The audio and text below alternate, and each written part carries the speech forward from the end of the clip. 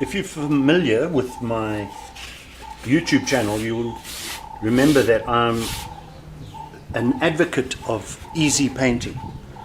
So I'm going to show you something today, just as an idea. This is a piece of loose canvas, which is what I'll stick down onto my board, and I'm going to make an abstract painting.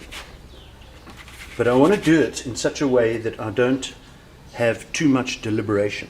So I've got some charcoal, nice thick piece of charcoal, and I'm going to put my hand underneath the canvas, and I'm going to start by drawing without trying too hard to make it into something.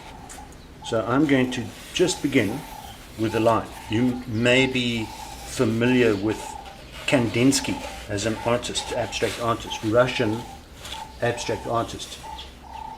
And what he did was, he was really cool, one of my favorite artists. I'm going to cover this area so you can't see much of what I'm doing right now, and I'm just randomly making marks underneath so that I can't see it. So I'm not painting an apple or painting something realistically. I'm giving myself absolutely random shapes, cutting across, not trying too hard, just have fun with it. So some of my paintings you've seen are semi-realistic, landscapes, portraits, and now I'm going to just try to do an absolutely abstract painting. I can only feel my way around. I'm actually not sure what I'm doing, and we'll have a look and see where we've gone. So I'm going up and down, I'm moving my charcoal underneath. There's a little peak, and it's going to be completely abstract, not supposed to be real. So let's have a look at what this, what's happened? That's quite crazy. Okay, so now I like charcoal because you can rub it in. So you're rubbing it in, I'm rubbing it in, and I'm tempted to make more marks, but I think I'm not going to do that. I'm going to try to avoid the temptation of making deliberate marks. So I'm rubbing it in. This grey is looking nice. I forgot to mention that actually what I do is I'm pinning the corners down with this material that is, like, we call it a sticky stuff material. It's like a putty kind of material, and it sticks to all sorts. So I've pinned my board down, so I don't have to worry about it moving around. I don't want the board to move around too much. And what I've done is I've just created some very arbitrary lines that mean nothing. And you could imagine that, you know, a kid could do this. Yes, a kid could do this. But I'm going to try and create it. Now I'm going to deliberately put color onto this painting. Now that looks interesting already. So what I've got is just a selection of colors. So it's raw sienna and ultramarine blue and yellow. And the other thing that can be said is if you want to experiment with a painting that is completely abstract, it might fail, it might be successful, it might be something that's hung on the wall, it might even sell. it's funny, but I would suggest using a canvas board, because then you're not tempted to worry about the cost of the canvas. Once you've practiced yourself a little, you can start using canvas, because it's easy to hang and it's got longevity, and that's a good thing. So what I'm going to do now is I'm going to think about where these shapes are going to be, and I'm using a lot of white. So I've mixed up some white here. I'm going to paste it out so that it's kneaded like dough, and I'm going to start slowly but surely adding my color into the white. So start with an area that you may be confident with. You're confident with an area, start with that area and try to remember that you've got these lines, these charcoal lines, and what happens is the paint is going to start pulling away from those charcoal lines. I'm putting that paintbrush away because it's not really working for me. I'm going to use this paintbrush, more sturdy paintbrush. Put a bit of raw sienna in here. So what I'm doing is I'm building up my color slowly. I'm going to build up my color slowly. In other words, tonally slowly. I'm going to get a feel for the tone that I want the painting to be. And this raw sienna is really nice. I love the color raw sienna because it can almost be used straight out of the tube. Flicking my paintbrush backwards and forwards, pick up some more, and really you're not trying too hard to make anything out of it. Vasily Kandinsky said, lend your ears to music, open your eyes to painting, and stop thinking. And that's amazing. Like, especially in the time that we're living in, where there's so much to think about. Your PIN number, your ID number, all these numbers you have to think about, and it's an opportunity to really just stop thinking. Just stop thinking for a bit. Give me a break. And if you do want to watch some of the earlier videos, you'll see that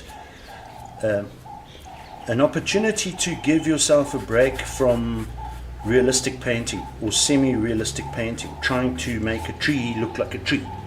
No, don't have to worry about that when you're doing abstract painting.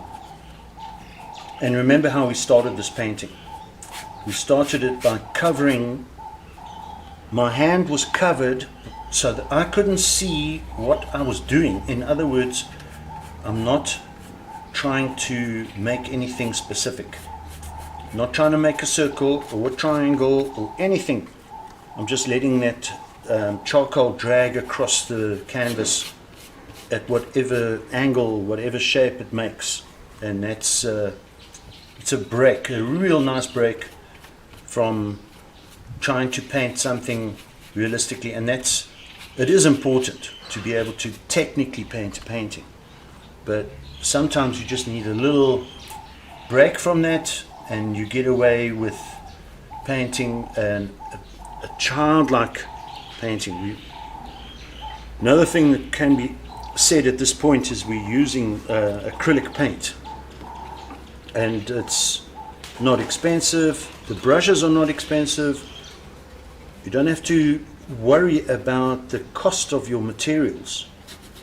You can just have fun with playing across the whole canvas, and it's really cool. So I'm starting with light, tonally light, and then I'm going to come back into it with more color as we go along. So what I've done is I've jumped ahead a little because it's a bit tedious filling up these cavities. And we're going to go and go and go until it's complete, and then I want it to dry. But so far this is starting to look like it could go to the next level of abstraction. So I've turned the painting around and found the angle that I like. And this is the angle that I like, and what I'm going to do now is start adding color to the painting. So it's almost crazy what you can do. Absolutely crazy. Okay, I've got a bit of orange in here, and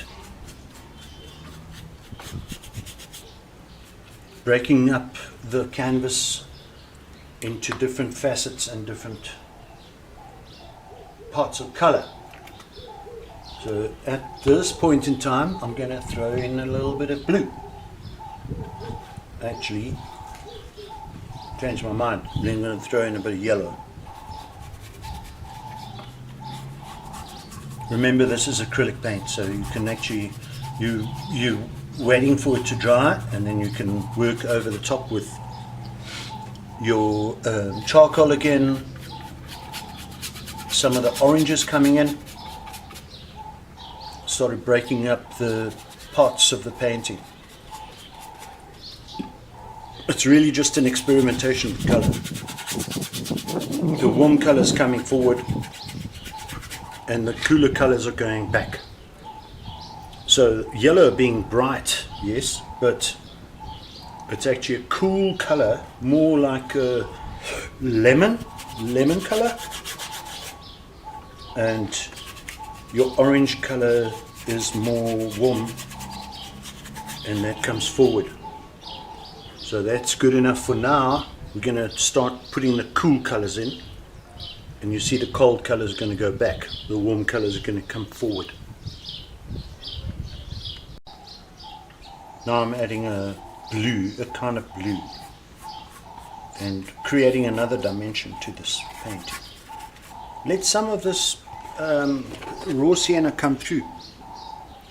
Let it come through and you see what happens. It's like really cool.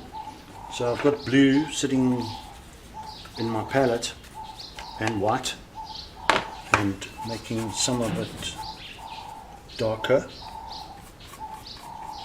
Really just having fun with it and changing this dimension. It's starting to lift up. So possibly a little bit of a darker blue like that, and find another area. So I'm bouncing between areas here. I've got a brighter blue. Yeah, man, it's cool. Cool. I love it. Okay, scrub it in. And every time you put another panel on, you're going to change what you're doing. Don't do the same thing over again. Just keep on changing every single part of it. So now we have this blue coming across here, and that's start to turn the painting, get an idea. Okay, I like the idea of having something opposite. So there's an opposite color going across this way. Maybe something down this side. Let's see what a light blue does here. So we're just scrubbing it in. And remember how we started this. Put the paintbrush away. Remember how we started this under the cover without having any clue of what the lines were doing. As much as I like abstract, I don't like hairs in my painting. So I'm going to now bounce back to white. What I'm doing now is I'm adding white to my gaps and lightening everything again. Lightening everything and giving it another dimension. So I'm going to come back to this part, but I'm giving this a totally new dimension, almost like it's coming out of the page. That's the whole idea. Go three-dimensional, and you can see I'm not too worried about the chalk marks anymore. Got some blue that I'm lightening on this side. I'm going to dust this off. It's the nice part about the beauty of abstract painting is you can do what you like. You can do actually exactly what you want to, because there are no rules. And that was Vasily Kandinsky's whole plan, whole idea was there to break the rules of painting. And that's not advice. I'm not saying we should break the rules of painting. I'm saying that when you come to abstraction, you want to create a freedom to paint whatever you want to paint. There are times when, of course, your rules come into into effect, and you have to apply them. And some nice bright white here. Let this come up, and there's my abstract painting. Started off with covering the entire painting with a cloth so that we don't see what's going on, and we also don't have that concept of creating something that we can recognize. So it's an unrecognizable abstraction of what we see, what the reality around us. So there we go. That's it for now. See you in the next video. Thank you for watching. What a lot of fun.